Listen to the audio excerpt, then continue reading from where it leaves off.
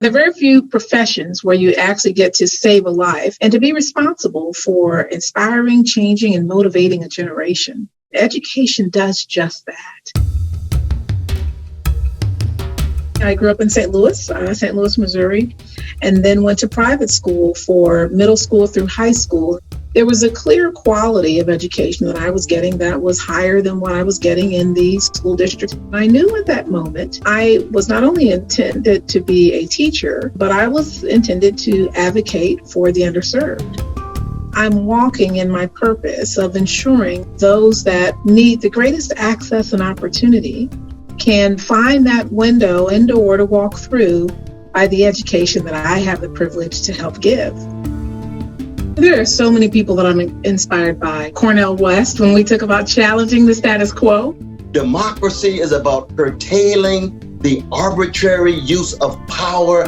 Michelle Alexander and the new Jim Crow, and really looking at how do we have this caste system still here, and how do we break this school to prison pipeline. I'm in Topeka, Kansas, and Topeka is home of Brown v. Board. While we've come farther in terms of people of color being in the same school, we have not in terms of opportunities. We need to continue to know the history. Every student should know what Black Wall Street is, should know that it existed, and most people don't. Systems are really kind of the key in enforcing a system of oppression or dismantling it. So being willing to disrupt the system so that it does change is so important, particularly when it comes to what you're teaching young people. You're a teacher everywhere you go, no matter what your role is. Be empowered and be fearless, and know that your voice not only matters, but your voice is one that can change the future and trajectory of many others whose voices are silent.